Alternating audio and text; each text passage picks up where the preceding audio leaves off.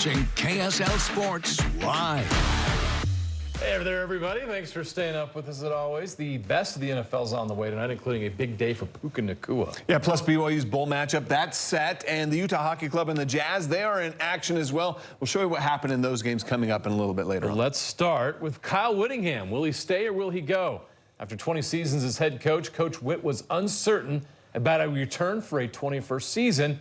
That was until Sunday. Yeah, he made up his mind, and he made it official this afternoon, issuing a public statement that simply said, "I'm back." There you go. Just days after Jason Beck was hired as the offensive coordinator, another offseason domino has fallen for the Utes. Kyle will return. News that could have a big impact on the Utes' effort to bring in elite talent in the transfer portal, and that portal has officially opened. The 65-year-old Whittingham has 167 wins all time. He didn't want to end his career with a 5-7 season. Understandable, of course, and dying to get reaction now from one of his former players. Stevenson Sylvester joins us. He said he would come back if it was for the best of the program. So I'm going to ask you, why was this for the best of the program? I mean, I think this is an awesome decision. In a transition, you need to have foundational pieces. With the transfer portal, with NIL, you need to have something in place. So you're saying that you're going to have all these kids leaving. You're going to have a coaching change, no defensive coordinator, no offensive coordinator. And so that just didn't make sense. Yeah. So let's go on what Utah's strong suit is, which is defense, right? Morgan Scalley stays at the helm. All the coaching staff stays at the helm. So recruits know that, okay, that defense is set, right? Okay, now all we said all season is, can we have a competent offense? Move the ball down the field, play situational football. And now with that place, you can put the focus solely on that this offseason, and that just helps everything else. So from the top down, Utah is looking to be more solidified. All right, there you go. All right. How much longer can that Utah play that guessing game? A year and out thing, obviously, that would have hurt the program. So it's good that they made this decision now. And now we know Kyle Whittingham is back for a 21st season. The atmosphere, the environment is so electric.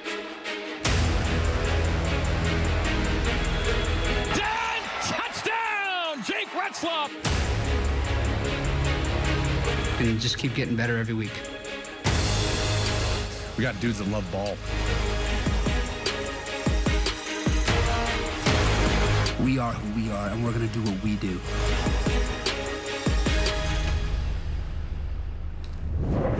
So BYU knew they wouldn't be in the college football playoff picture when the final rankings came out this morning, but they knew they would be going bowling, and they didn't have to wait very long to receive that official invitation to play against Colorado at the Valero Alamo Bowl in San Antonio.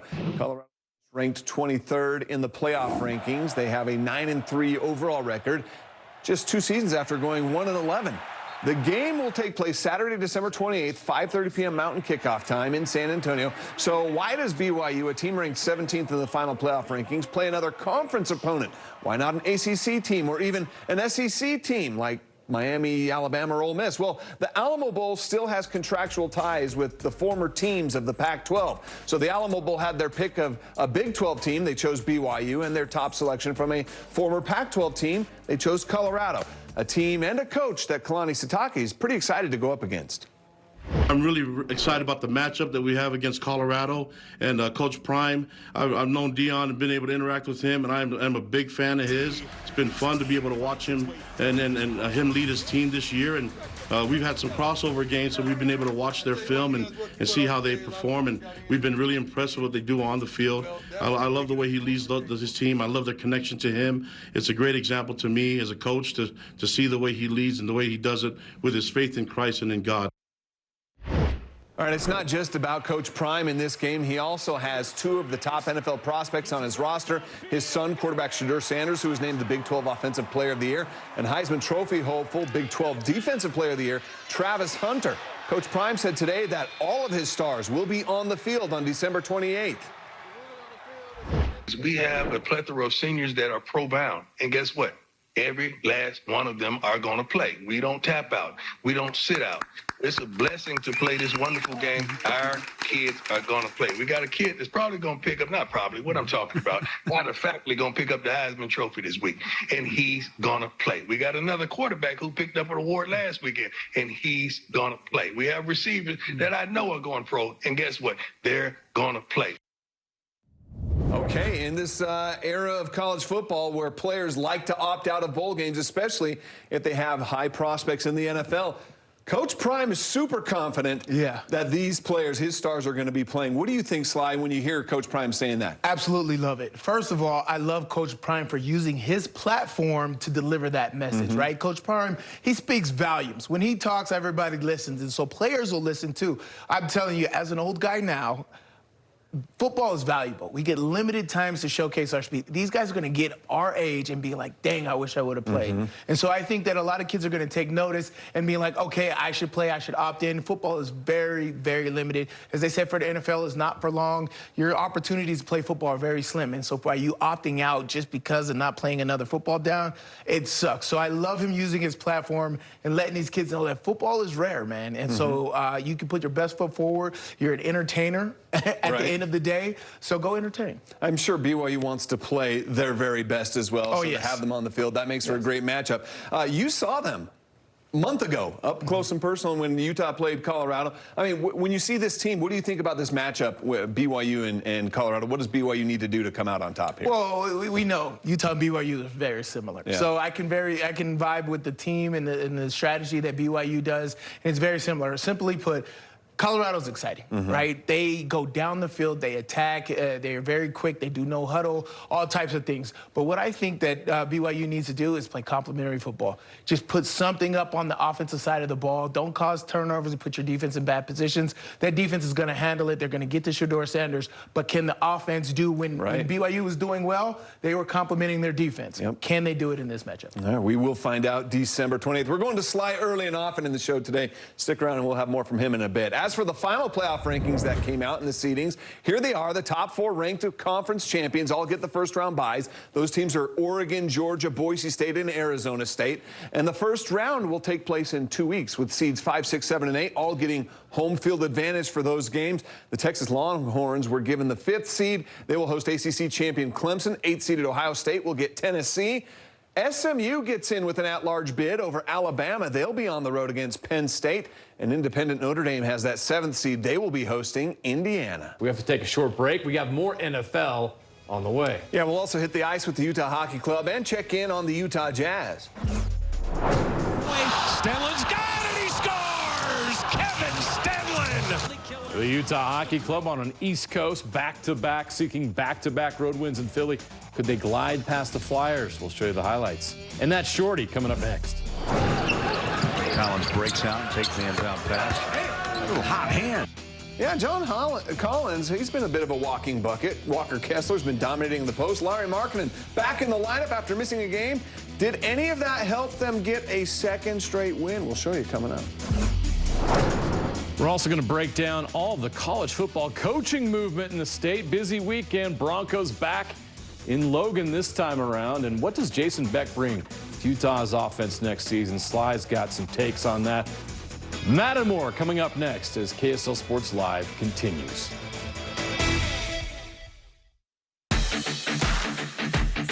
You're watching KSL Sports Live. Utah Hockey Club has not won back-to-back games since starting the season 3-0 with a win over the Rangers at Madison Square Garden. Yeah, Utah was back on the East Coast, seeking to change that, though.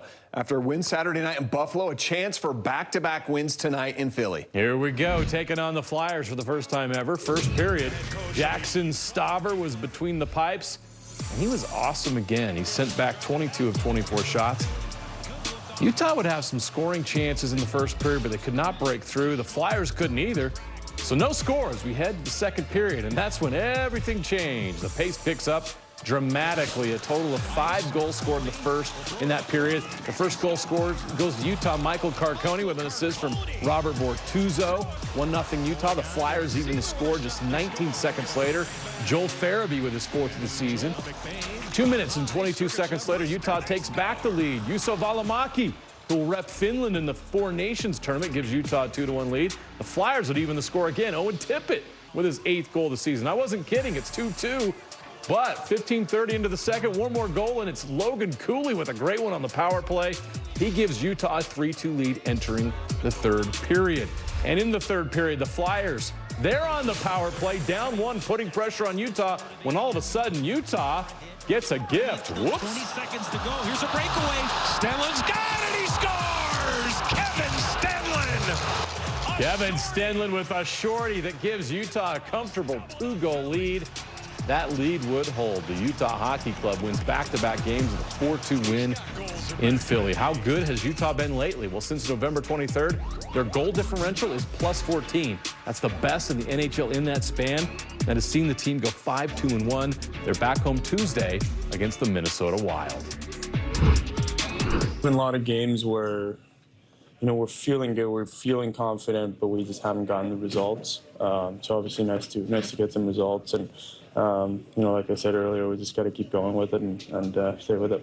I took that stretch as 5 in 8 days, so we have 2 in the bank. So no, the next 3 won't be easy, but I think that's a good way to start it. All right, on Friday night, the Utah Jazz went to Portland and dominated the Blazers, winning by 42 points. It was the 8th largest margin of victory in team history. Yeah, not only that, but this young rebuilding roster had 9 different players scoring double figures. This is the only time that's ever happened in the 51 seasons of Jazz basketball. Any chance they could repeat that on Sunday in Sacramento? Well, not exactly. The Kings aren't exactly playing great these days either. Just 3 wins in their last 10. Keontae George was the Jazz leading scorer in the first half, though he did it by drilling some threes and getting the floaters to fall in the lane. Game tied at 11 early on.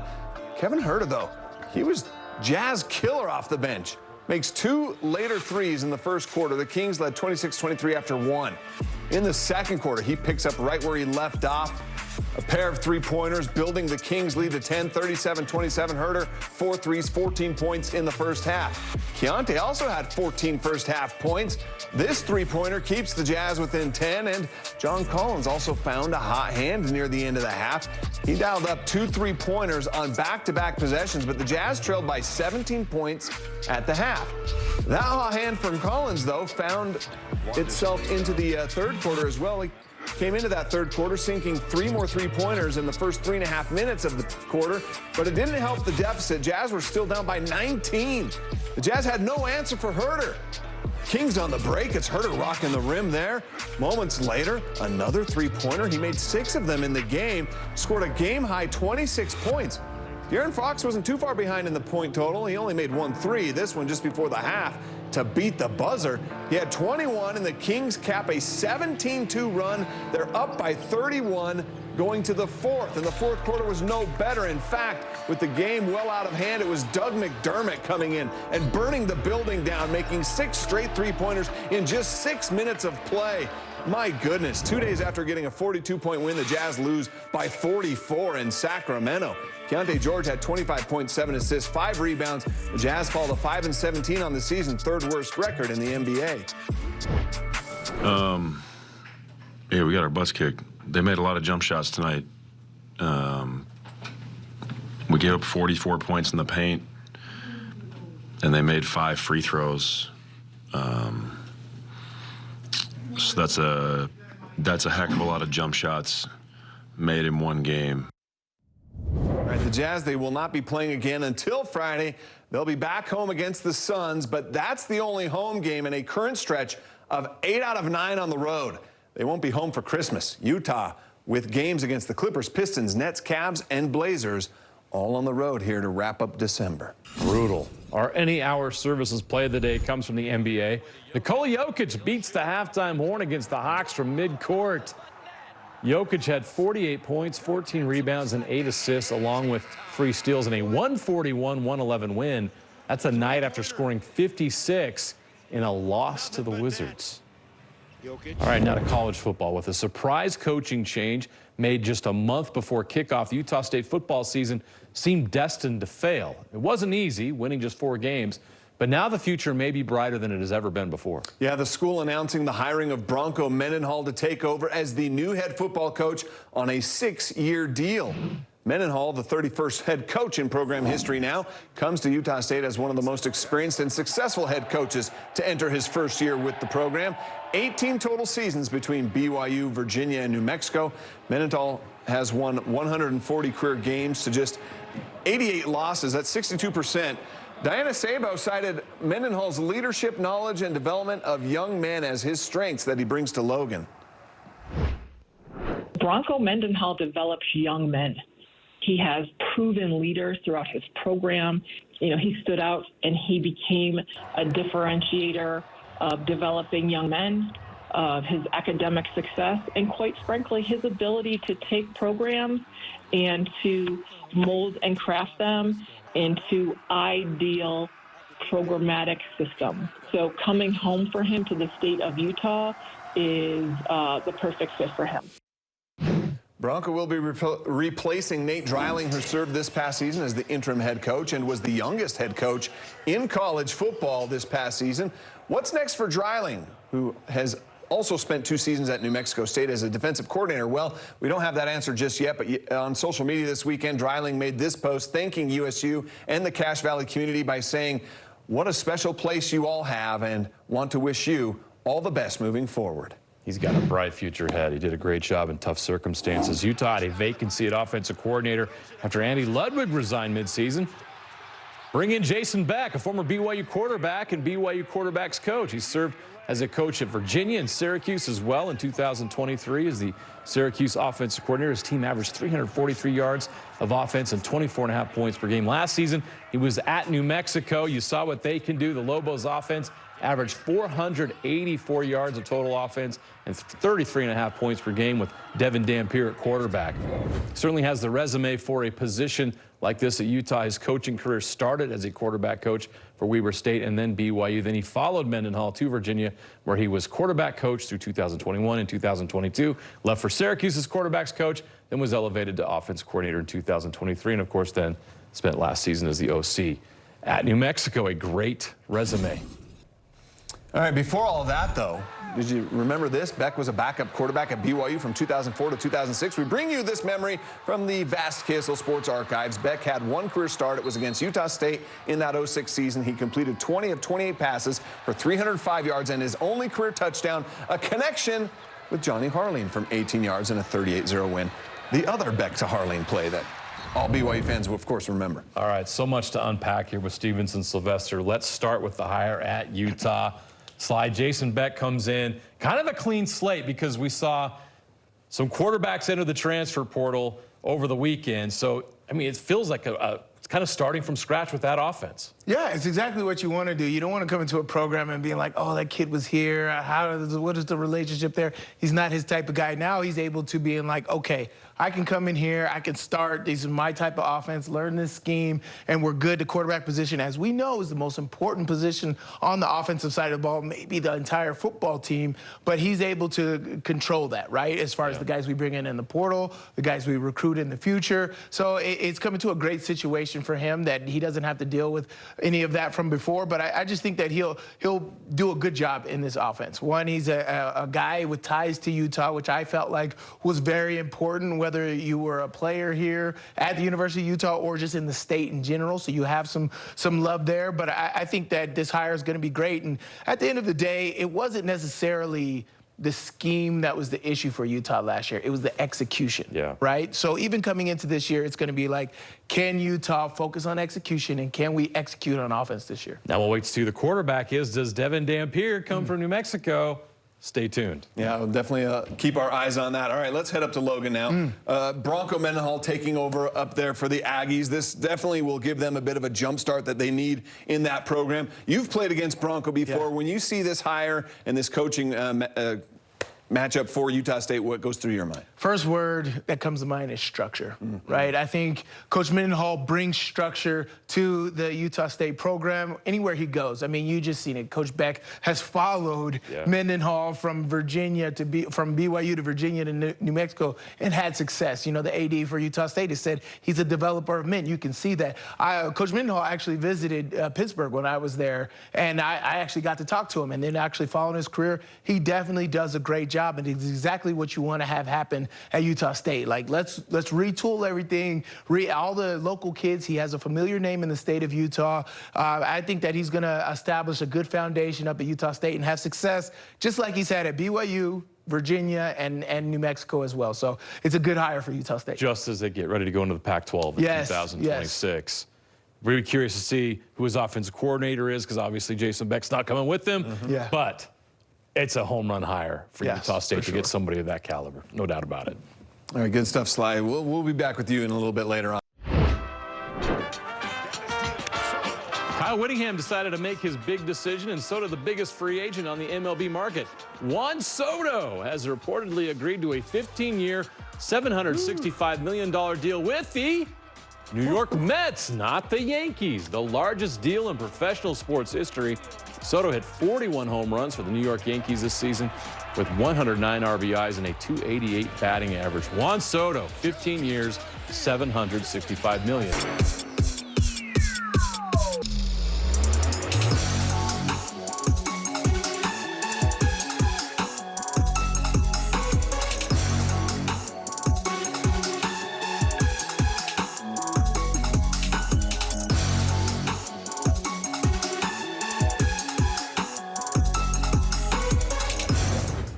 What is in the water up in Logan these days, right? They have an eye for great basketball coaching talent. Once again, the new head coach at Utah State has the Aggies off to a red-hot start. 9 games, 9 wins to start the Jared Calhoun era. The first head coach in Utah State history to win each of his first 9 games with the program.